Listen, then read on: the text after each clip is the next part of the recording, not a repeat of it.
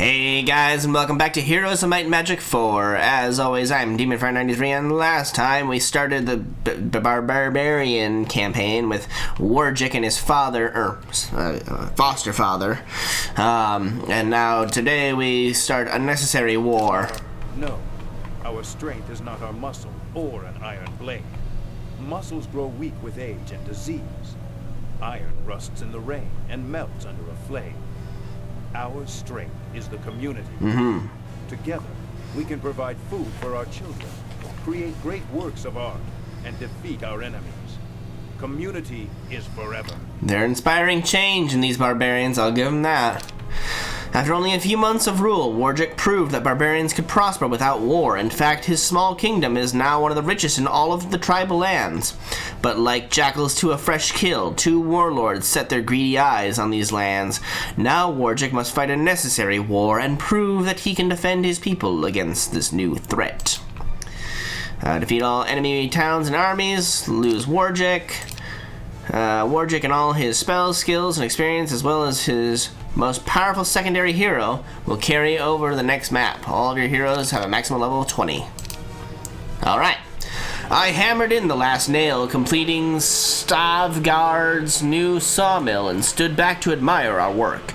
To think we had accomplished so much in just a few short months. Each day I received reports of flourishing farms, growing herds, and increasing stores from all over the small region I now control. Even I am amazed at how much the barbarian people can accomplish when they put their minds to it. When I confessed this to Tarnum, he laughed.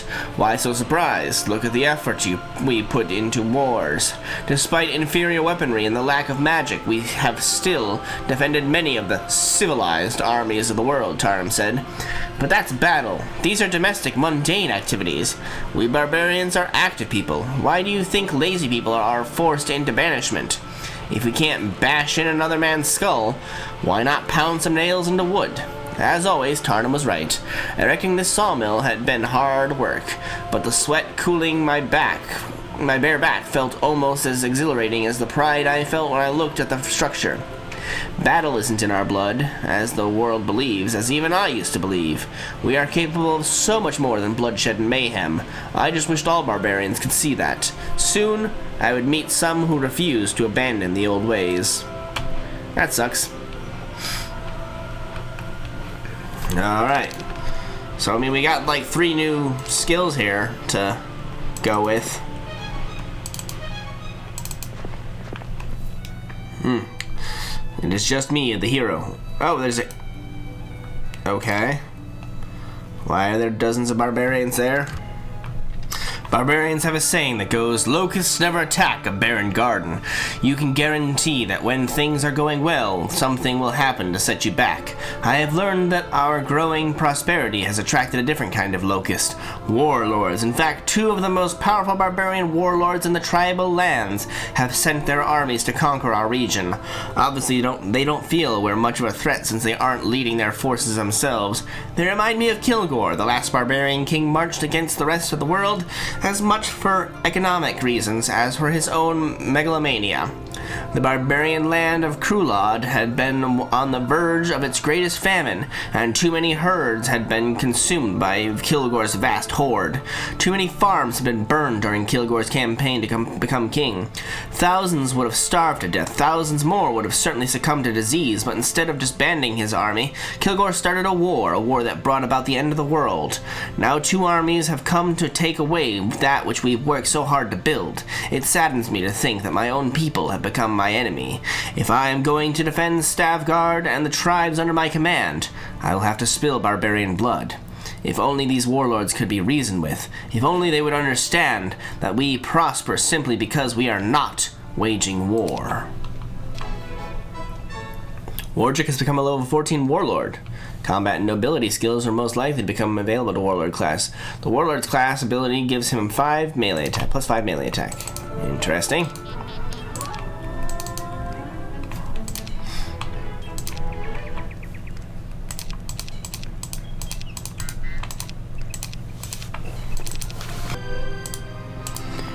Alright, let's fight this bastard here. Ah, diplomacy, yes. Give me some of those.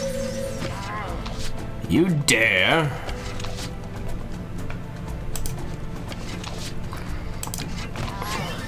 Attack my army.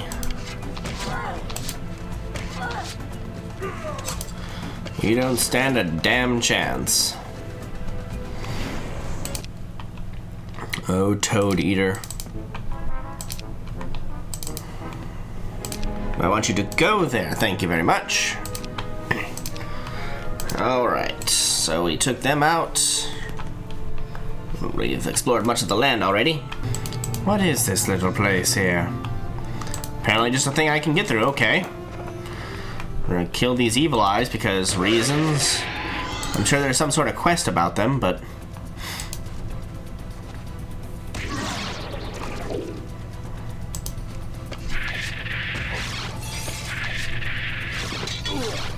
well, that's not very nice.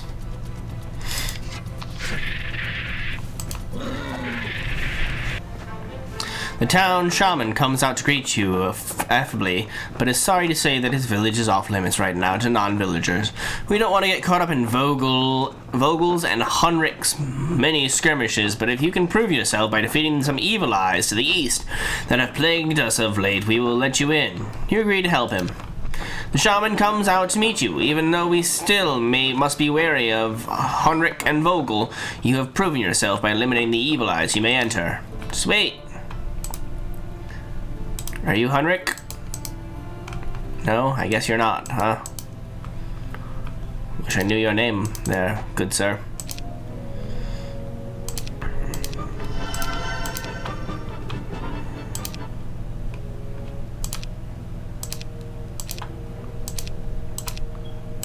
Alright, we'll murder this man now. Let's get the diplomacy going. Oh, you poor, pathetic fools.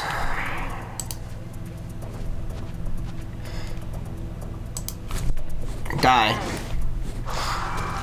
Now that one's dead.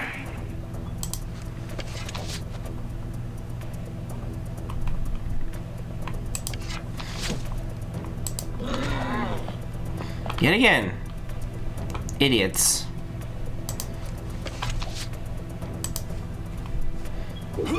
Oh no, you killed the thing that I didn't even care about.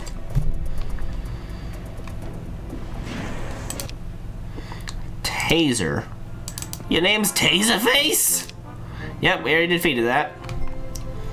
Thank you. That's all it was? Okay. Tarnum insists that knowing your enemy is the first step to victory, so we went among the people to find those who had information on the two warlords who have set their eyes on Stavgard. Wolgar, the Berserker, came forward with some information about Hundrik.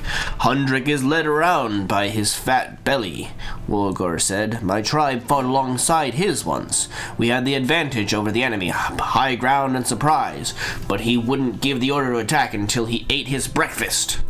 How has he stayed in power? Tarnum asked. He may be fat, but he's strong as an ox, and faster than you would think. Tarnum nodded. What of the other warlord, Vogel? I asked. Wolgar shrugged. I only know his name. He's supposed to be a large man. Some call him the Backbreaker. I'll have to learn more about Vogel before I face him, but this Hundrik doesn't seem to be too much of a threat. If he is so easily distracted by food, perhaps I can take advantage of that somehow. Sure. A centaur scout spotted signs of an old battle nearby. I diverted my forces to investigate, finding a dozen dead warriors left for the vermin. They met their enemy head-on, Tarnum said, studying the gruesome scene, but they were vastly outnumbered. They had no chance. Looks like they tried to take on Vogel's army all alone, I said. There were a few broken black shields among the dead. Many of Vogel's warriors carried black shields. Stupid, Tarnum cursed. And brave, I said. It wasn't like Tarnum to just miss their deaths so easily. Tarnum mounted up and said, Follow me, I'm sure it's near. Soon you'll understand why I call this battle stupid. There was something ominous about Tarnum's tone, but I followed while my troops buried the dead. We rode to the crest of the nearest hill where Tarnum surveyed the land. When he found what he was looking for, he rode off like an arrow shot from a bow. It was difficult to keep up. But when we came within sight of the village, Tarnum slowed. Somehow he knew no one had been left alive. We didn't enter the small town. Every structure had been burned to the ground. Even the well had been filled with corpses. This was Vogel's way of handling those who opposed him. This was how he treated his own people. I now knew all I ever wanted to know about the man. He may be a barbarian, but he just deserves to die. I see what you mean, I said. The men chose to fight instead of protecting the women and children. They could have run away. They could have hid in the wilderness and come back later. But they chose to fight. Idiots got them all killed. Tarnum was quiet for a long time. I recognized that distant stare of his, like he was remembering something from a long time ago. His mood unusually turned morose whenever he got that way. We should give these people real burials, at least, I said. When Tarnum didn't reply, I said, I'll go get the men and return here. The High Druid stops you at the gate. Sorry, we are not allowing barbarian types to enter at this time, for unfortunately the Boar's Hoof tribe has been using Cerberus to hunt down our sacred animals, and this has angered our people, so no barbarian types are welcome at this time, but perhaps if you could eliminate the Cerberus for us, we might relax the restriction. We believe they are located in an underground kennel to the east somewhere, and this will show us where. Perfect. Lovely.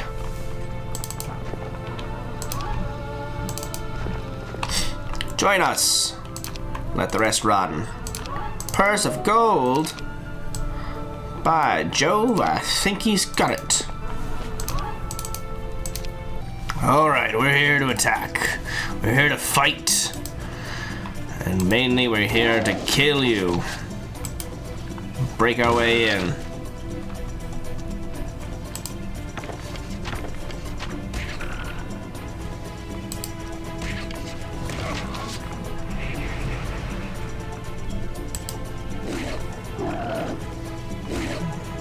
Oh boy.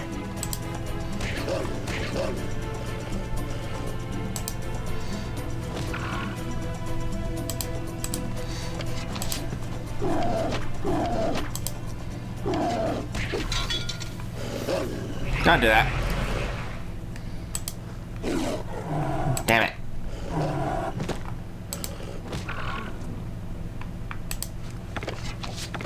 There we go. Just keep firing.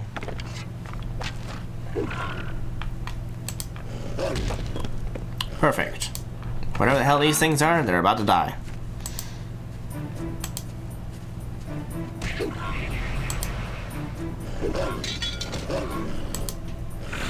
Ta-da! Okay. Okay.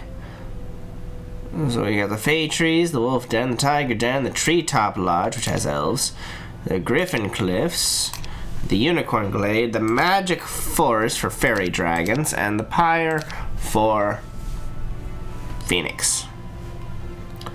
Interesting. We're gonna get the caravan. Where? What the fuck? Random bullshits. Recruit Earth Elementals. Fire Elemental. Oh boy, oh boy. And take this down too.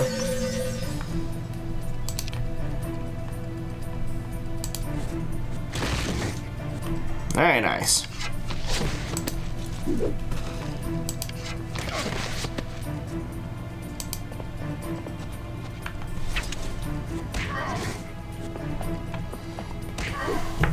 All right.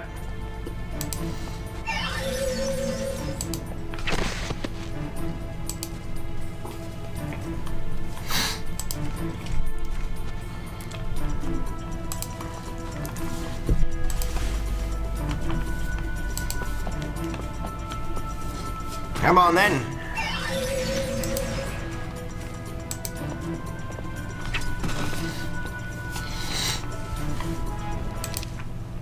Capture whatever that town said its name was. Sure, we'll charm them. Or diplomacy.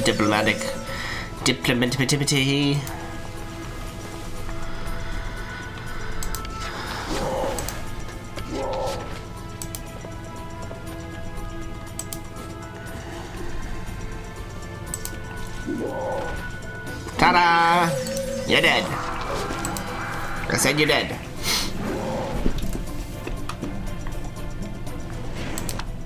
Tia player's been vanquished.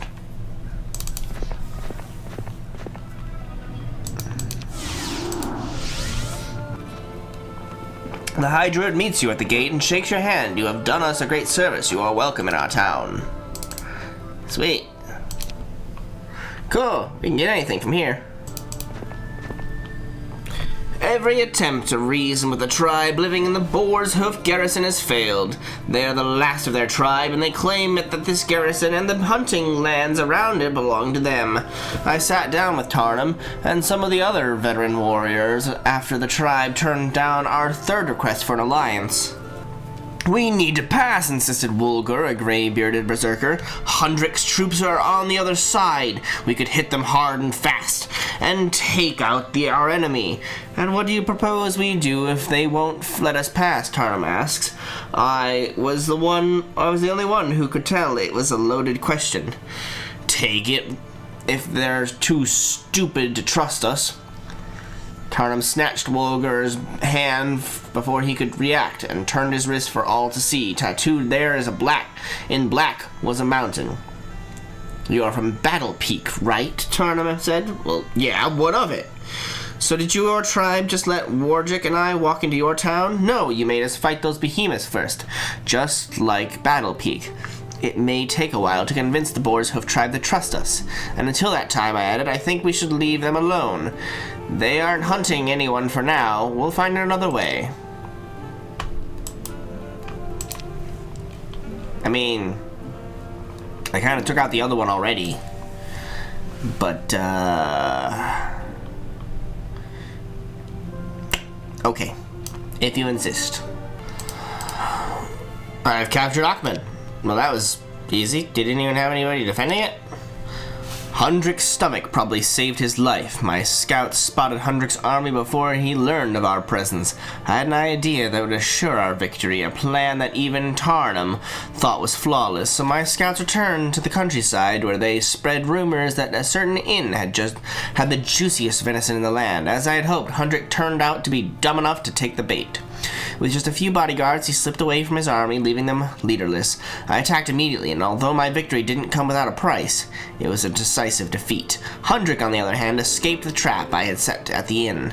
I underestimated the warlord and sent too small a force to capture him. He fought his way through my men and fled into the countryside, leaving his bodyguards behind. Interesting. Okay, guys, I sent this army as a joke, but we're like literally gonna kill these fuckers with just the guys that we've gotten from. The game crashed. Seriously, like, watch this. We're gonna be like, hello. We're gonna slaughter these guys with an army of weaklings that can't do shit and also have no power. Like, they're weak and they are so numerous that we are getting bad morale. Kinda pathetic, guys. Now we're gonna beat you this badly. This easily. With such a worthless army, come on! Come on! Stop trying to fight me and fight me!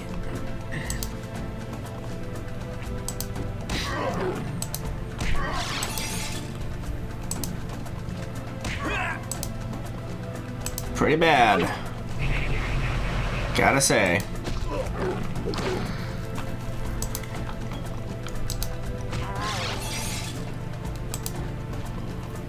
Come on then.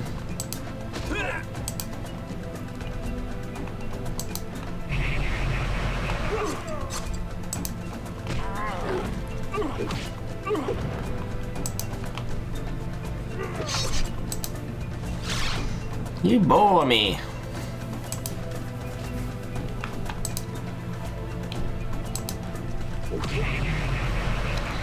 Are you really just gonna let us win like this?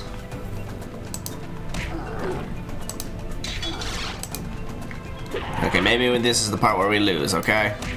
Because these guys are pretty damn tough, gotta say.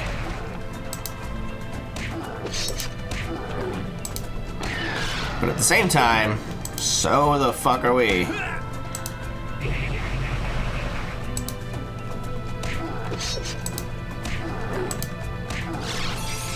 Come on.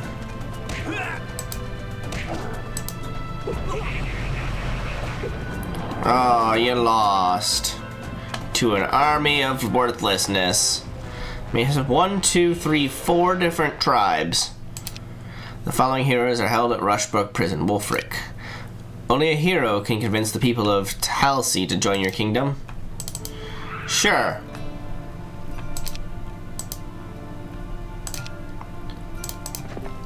Hi there. We knew Vogel's forces were close long before we actually engaged them. For days we vied for position. That's when I knew I wasn't dealing with a typical warlord. Vogel had brains as well as brawn. Then he did something unexpected. He split his forces. The bulk of Vogel's army remained behind to deal with us, while a smaller skirmish unit raced off toward a nearby mountain range. What could they be after? Tarnum volunteered to follow them and find out. Have patience, my foster father said before he left. Don't give that army the advantage just to get the battle over with. That will get a lot of people killed. Remember, as leader, you are responsible for the lives of your people. They matter above all else. You do not have the luxury to get angry or impatient. Yes, I know. The community comes first. Tarnum took my hand and said, when you finish here, come looking for me. Be safe, Tarnum, I said. Tarnum smiled. I will. Those were the last words he said to me before he died. Before he rode off with only a few scouts at his side. Soon after, I saw my opportunity and engaged Vogel's forces. We searched the dead afterwards, but there was no sign of Vogel anywhere. Later, I interrogated some of the prisoners and learned that Vogel had slipped away with the smaller force. He had gone for reinforcements. It took a week to find the bodies of the scouts. They had been ambushed by a much larger force, and judging from the blood at the scene, they put up a good fight. Tarnum's body was not among the dead. Uh-oh. Well, that's all the time we got for today, guys.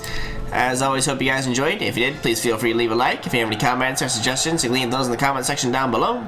If you want to keep the date with all my videos, you can subscribe. You can follow me on Facebook to become part of the conversation, also part of the voting for games I should play in the future. And as always, I'm DemonFire93, and I'll see you guys next time.